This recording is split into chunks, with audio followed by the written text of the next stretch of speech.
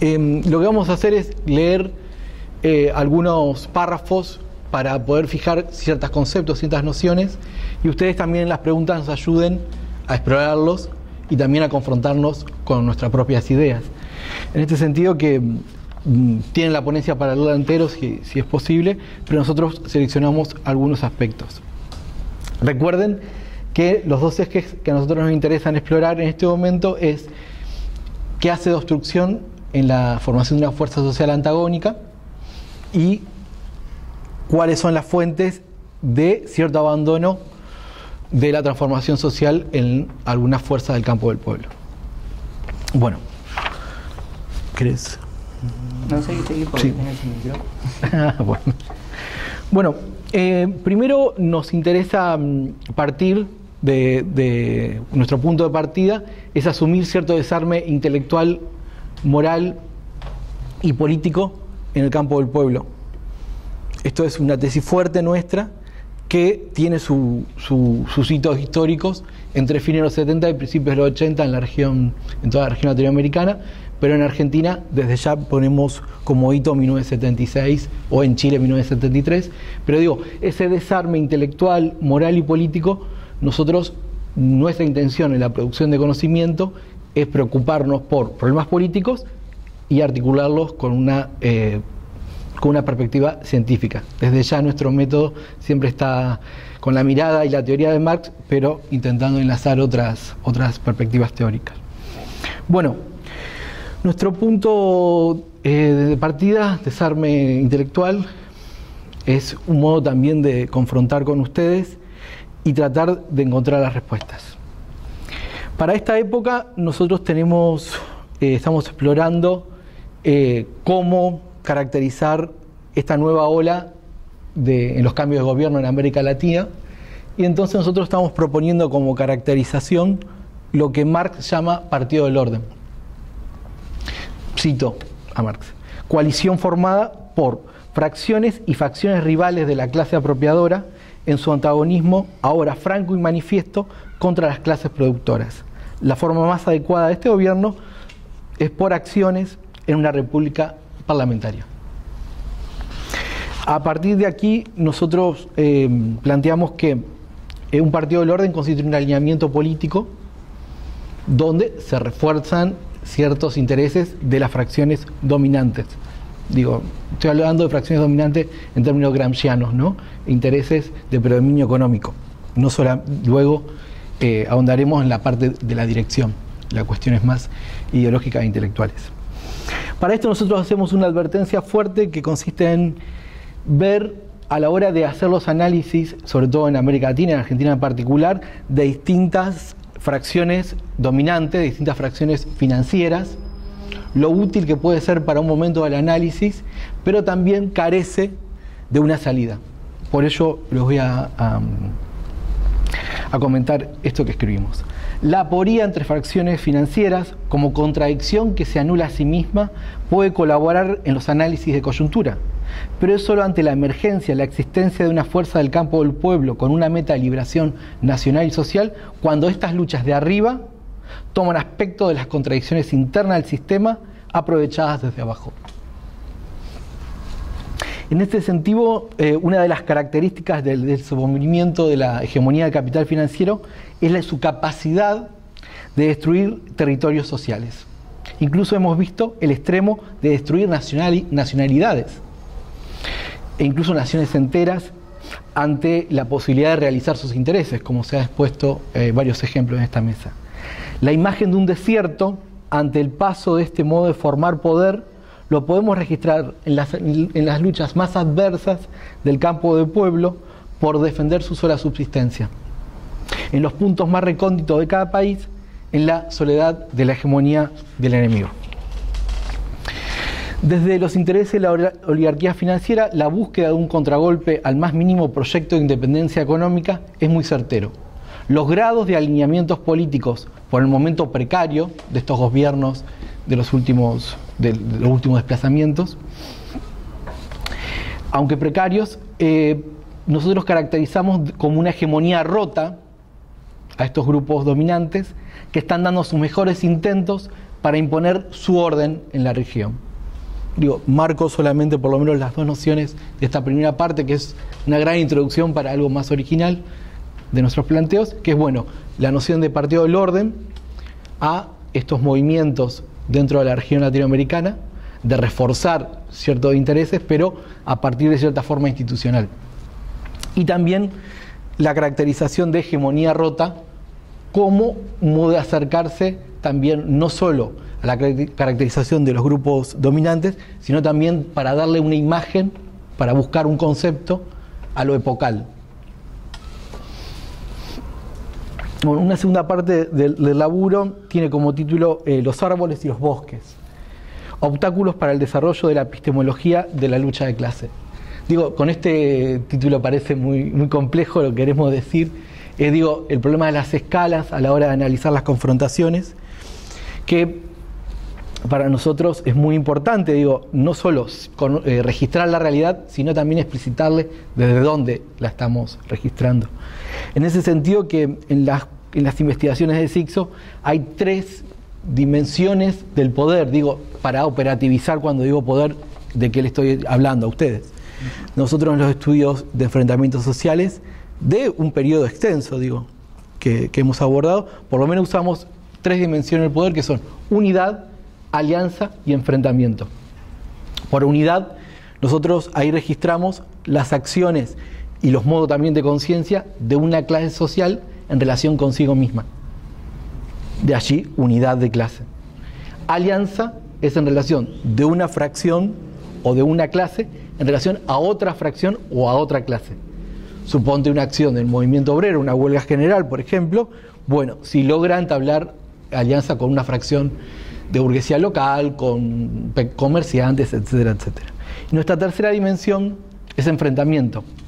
Y allí desde ya nos sirve mucho tener una medición y saber qué sucede en una fuerza social a la hora de la unidad y la alianza, porque depende del grado de unidad y alianza, vamos a tener un grado de confrontación abierta, no abierta, bueno, distintas mediciones que se han establecido en estudios como en Cordobazo, Rosariazo, en la apropiación de alimentos en el 89, etcétera, en Argentina.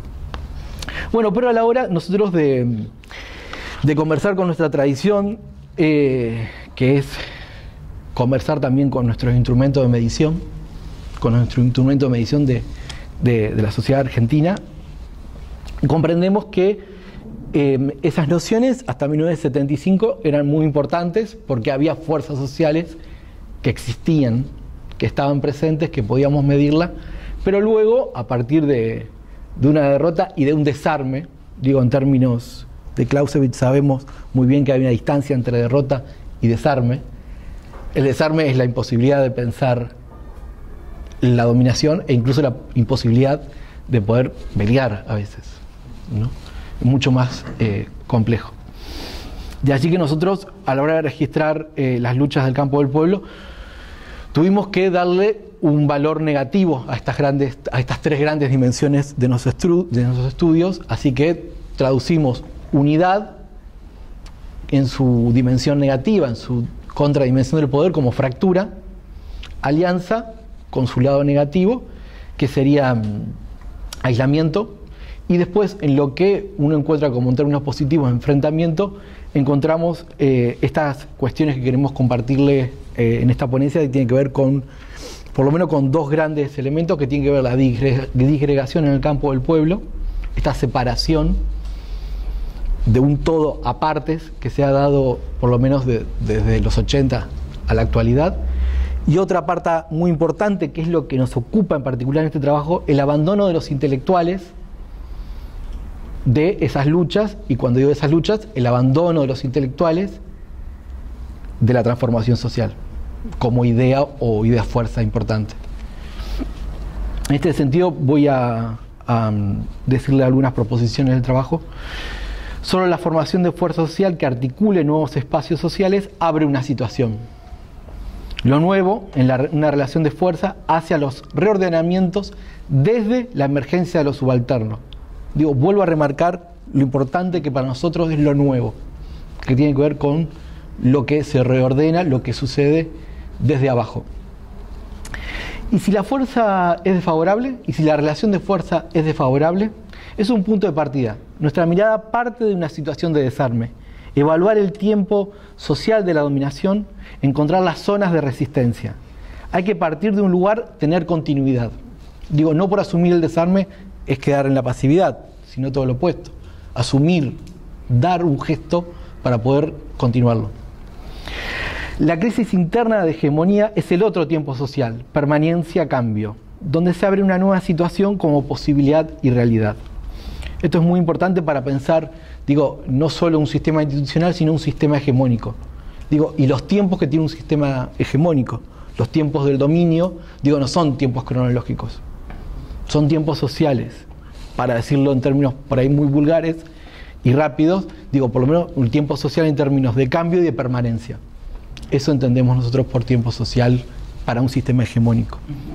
Y la pregunta siempre que nos hacemos ante un proceso político es ¿quién tiene la iniciativa en la transformación y si su sentido es regresivo o progresivo? Son dos grandes preguntas a la hora incluso de leer una sucesión de acciones políticas. La resolución de las contradicciones internas en el campo del pueblo son tarea también de los intelectuales, donde puede convocar a su resolución. Digo, cuando hoy vemos una irresistible conducción del fragmento, cuando vemos una fractura en el campo del pueblo, nosotros decimos, bueno, ahí hay una tarea que es de los intelectuales. Y no lo decimos como algo que nunca se dijo, sino lo decimos como algo que no sucede. Digo, ya lo dijo Gramsci, ya lo dijo Lenin, ya lo dijeron Raymond Aron, digo, intelectuales de cualquier corriente ideológica. Bien, es curiosa la velocidad en la que los grupos dominantes resuelven sus contradicciones internas y la consistencia en que aceptan una ingeniería fragmentaria en el campo del pueblo. Las contradimensiones del poder, para ampliar nuestro análisis en un momento contrarrevolucionario, serían, y les repito, fractura, aislamiento, que expresan la segregación, e imposibilidad de construcción de fuerza social antagónica y abandono de los intelectuales de las metas de transformación social. Bueno, ahora parece que siempre hay una gran introducción. Ahora viene por ahí lo más original de nuestro trabajo. Nosotros partimos de una proposición de Gramsci, que paso a citarla, que seguramente la conocen todos. La proposición de Gramsci dice, cito, la crisis consiste precisamente en el hecho de que lo viejo muere y lo nuevo no puede nacer. En este interregno se verifican los fenómenos morbosos más variados. De aquí que a nosotros nos interesa darle operatividad a la noción de fenómeno morboso. Ahora veremos cómo, y para también salir de una noción que parece una metáfora para ponerla a operar como si es una noción que puede ayudarnos en registrar la realidad. Y operar sobre la realidad. Primero que nada, digo, el vínculo en Gramsci en particular y también nuestros estudios entre hegemonía y crisis hegemonía es orgánico. Digo, dado que la resolución de una crisis no es más que el anuncio o la convocatoria a una nueva hegemonía, digo, los vínculos entre un concepto y otro son fundamentales a la hora, por lo menos, para que entiendan cuál es nuestra lectura de Gramsci. Se escucha muy bien igual.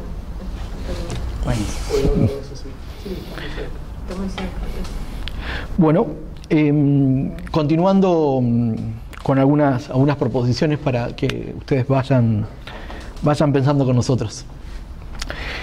Volviendo a la proposición de Gramsci de esto de la crisis, lo nuevo, lo viejo, ya la han escuchado y demás, nos preguntamos sobre este tercer elemento que es este interregno, ¿no? Estos fenómenos morbosos. Y proponemos esto. El interregno como peculiaridad que exploraremos, un espaciamiento donde se producen fenómenos.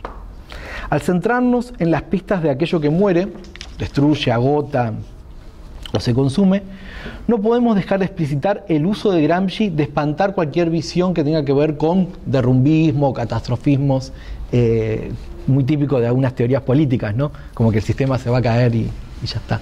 Digo, despejar esa, como también ciertos gestos de ideologismo o de voluntarismo donde tal acción también haría transformar el sistema de modo mágico. Digo, esos son como los dos extremos a los cuales no podemos caer en un análisis de situación. Y toda la energía de nuestra reflexión va a tratar de entender qué es aquello que muere. Y les proponemos esto como significado a este concepto. Aquello que muere toma forma comprendiéndolo como metamorfosis de ciertas relaciones y condiciones sociales.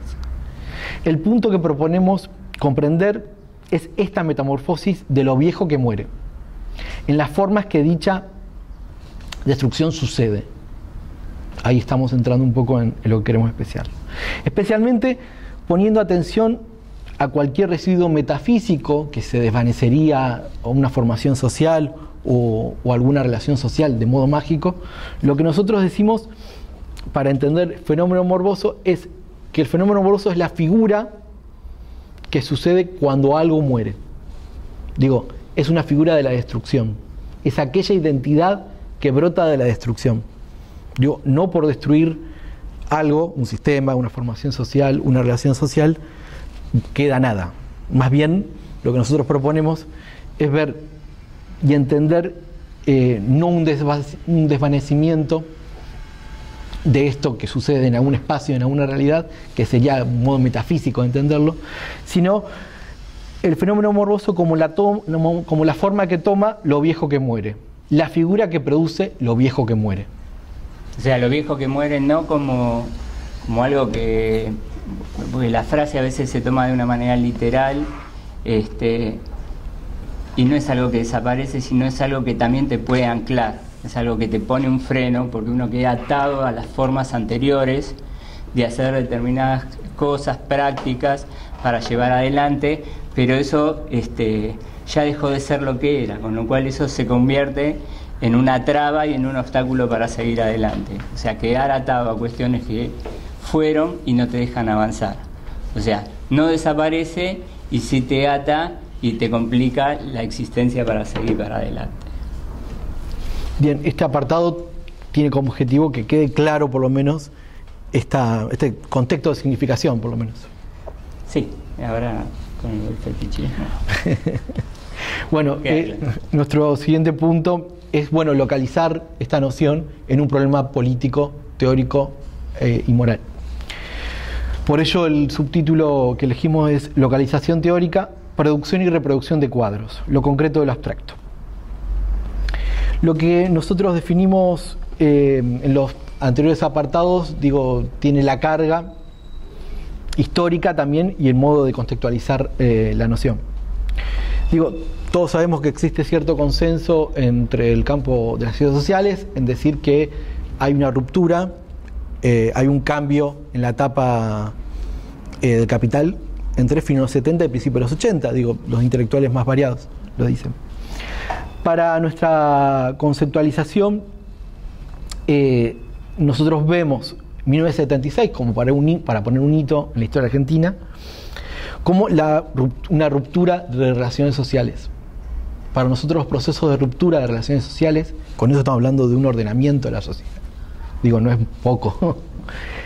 Consiste por lo menos en tratar de hacerlo observable en dos campos de la ruptura. La ruptura tiene un primer campo que es el más visualizado, no siempre, que es el del combate, y un segundo momento que es el de la subordinización de uno de los oponentes que estaban combatiendo. Ahí entramos en el campo de lo que nosotros decíamos el desarme. El desarme es el efecto de esa subordinación luego de un combate. Nuestro hito en la Argentina es 1976, en Chile 1973, y así podemos ir estableciendo algunos ejemplos según el interés de cada uno. Bien,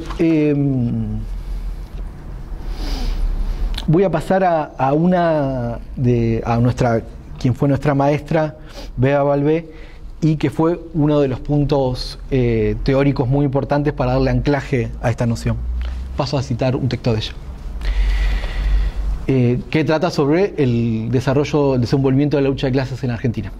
Cito: implica no solo el desarrollo de dos grandes clases sociales, sino el de distintas instancias corporativas y organizativas en las que se expresan y cobran vida, sean estas institucionales, ideológicas, políticas, culturales y morales, y donde el proceso de constitución de las clases sociales se mide por el proceso de formación de sus cuadros, quienes a su vez median las relaciones sociales en sus instancias económicas, políticas y militares.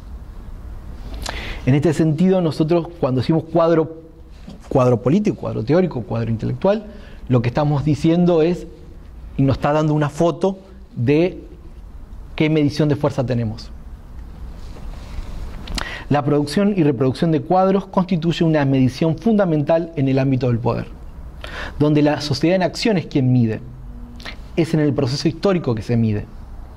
Es en el nivel de la acción desde donde nos interesa observar estos conceptos. En este sentido, el aniquilamiento de los cuadros es la medición social más cruel de nuestra historia. Pero también el desarme, del que hablamos, es producto de esa cruel medición, un hito en el periodo más general de la región. Estas series de caracterizaciones desarrolladas en estos trabajos las traemos para arrojar una contextualización de elementos que nos ayuden a encontrar nuestros conceptos contemporáneos. Y nos preguntamos, ¿qué funciona como obstrucción en esta observación? Digo, en la observación de qué tipo de cuadros produce una época.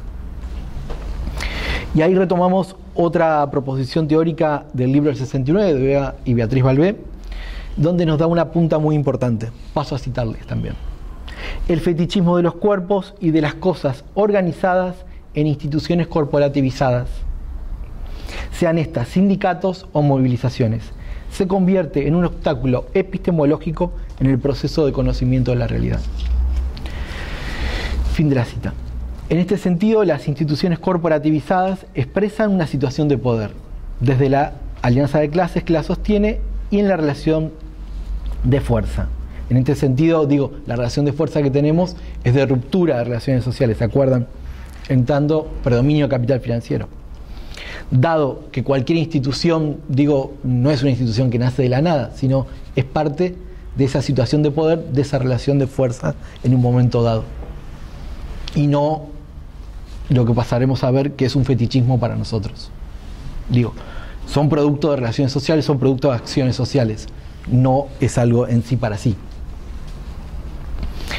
Entre las manifestaciones del fetichismo de los cuerpos que podemos señalar, encontramos el fetichismo del dirigente, por ejemplo, donde aparece un halo, un aura, que intenta explicar el conjunto de un hecho, por ejemplo, una lucha callejera, una movilización, etc.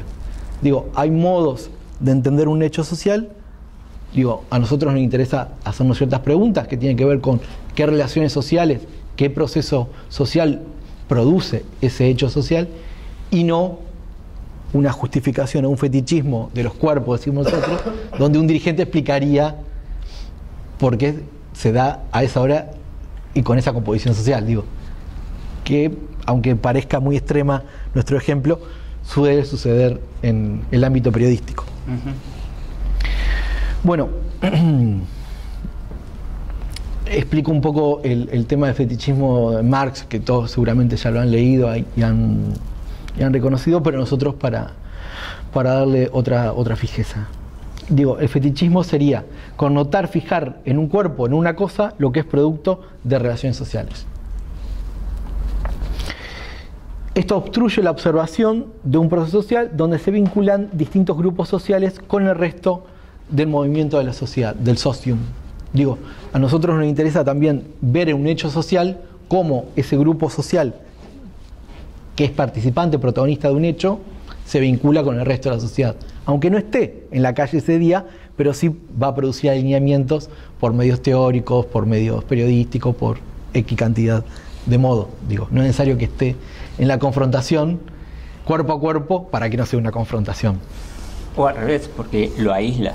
O sea, o porque se vincula o porque tiene la incapacidad de vincularse. Por las dos maneras ves la relación con el resto de la sociedad, o porque la trasciende o porque no la puede trascender. Otro aspecto del fetichismo que nos interesa remarcar se encuentra invertido al anterior y es connotar, sobreentender la producción de relaciones sociales de las condiciones concretas, reales, inmediatas en las que se producen.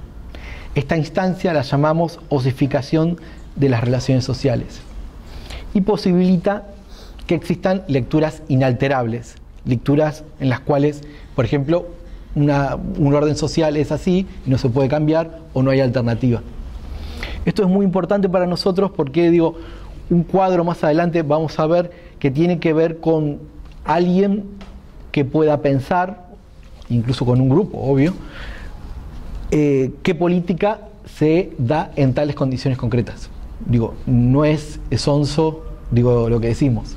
Digo, para dar un ejemplo más concreto, digo, si yo a ustedes les digo, estuve en un mercado comprando tal cosa, ustedes hacen abstracción de las condiciones del mercado.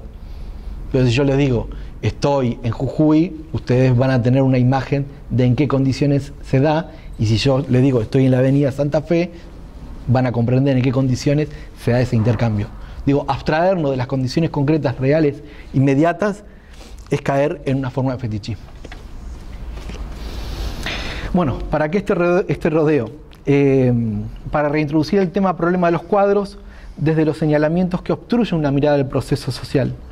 El cuadro teórico y o político tiene la capacidad de comprender las condiciones concretas antes señaladas y elaborar una política para la lectura de los datos y también para la conducción de una fuerza de oposición. Pero sobre todo, tratar de insertarse en una política de masas, plantear, implementar política para las masas en hechos de masas. De aquí la fundamentación de lo que hablamos de lo concreto del abstracto. Digo, acá desarrollo porque quiero fijar conceptos, entonces paso a leer.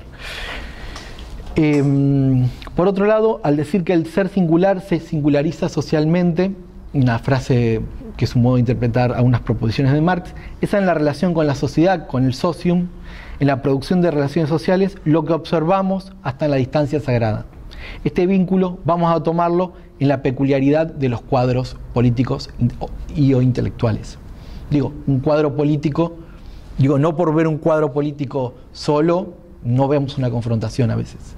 Digo, ese cuadro político está expresando relaciones sociales y un cuadro político está viabilizando ciertos programas o proyectos políticos también. Digo esto para también, a la hora de apasionarnos por ver y medir las relaciones sociales, no solamente es por ver mucha gente de relaciones sociales.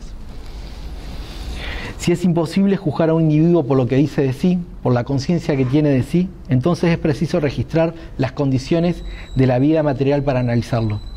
En el caso de nuestros estudios sobre enfrentamientos sociales, en el punto de partida el individuo no es constituyente de la situación, solo la expresa, incluso la padece y la sufre.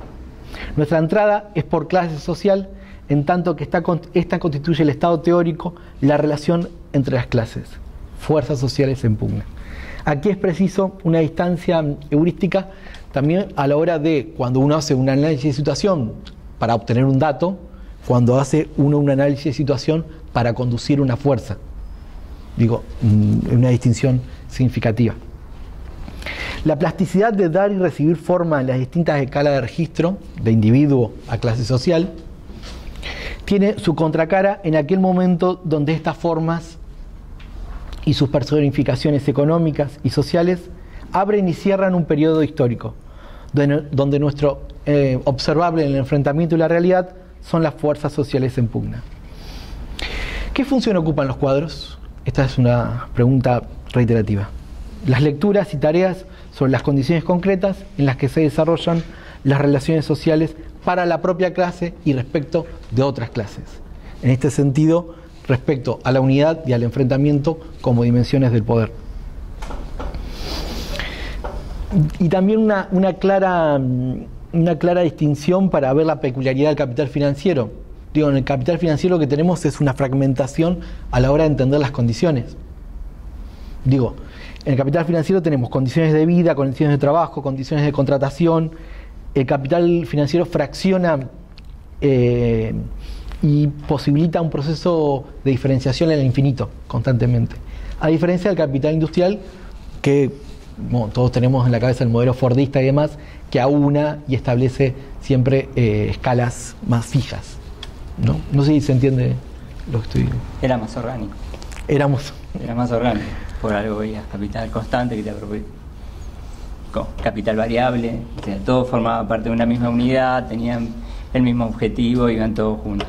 Capital financiero siempre está dividiendo, generando, digamos, condiciones de apropiación que maximizan su propia ganancia, no importa qué divide o qué junta. O sea, es al momento, se decide y lo hace. Ahora juntamos, ahora separamos.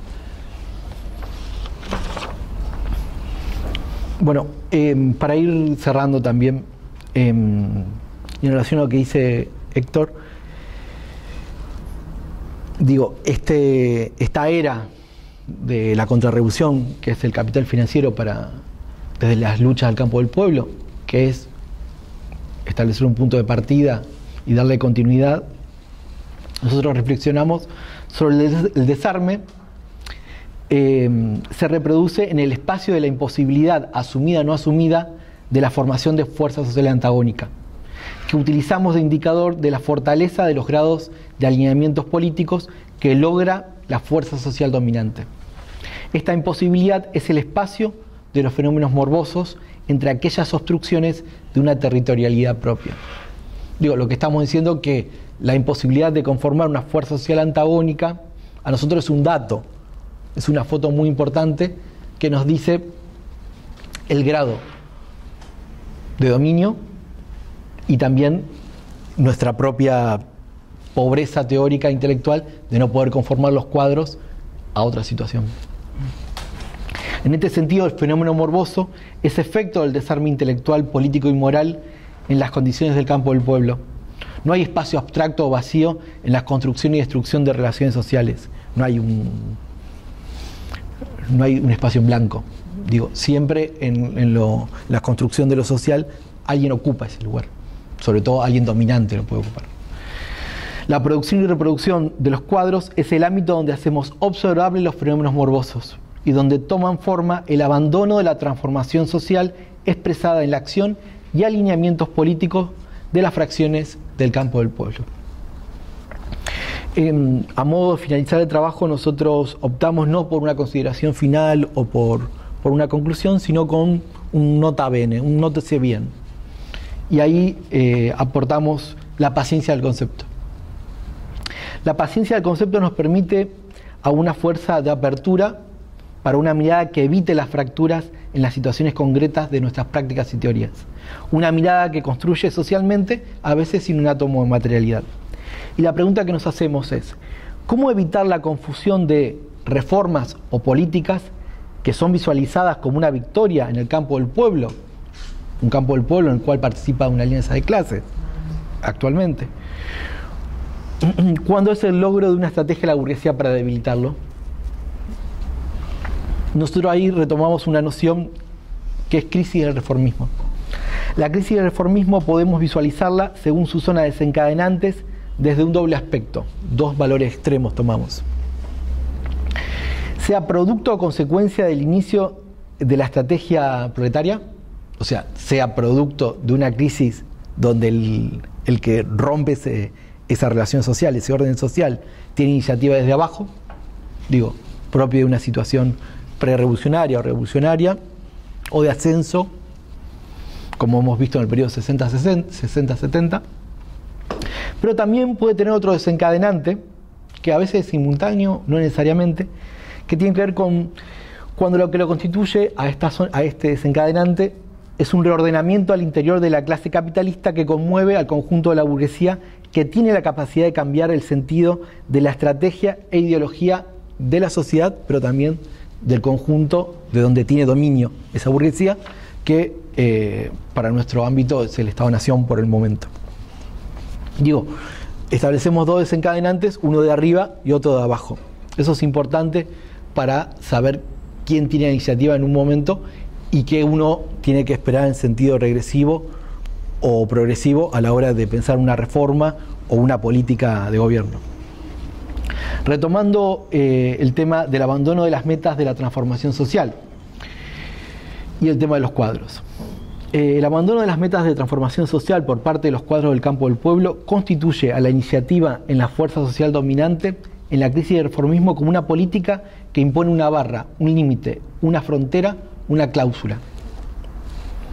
La imposibilidad de construir una fuerza social en diálogo con la situación hegemónica nos marca las fortalezas y trincheras de una época donde los fragmentos de las organizaciones nos hablan de los cuadros que las conducen y de la situación de hegemonía a la que es funcional y contradictoria.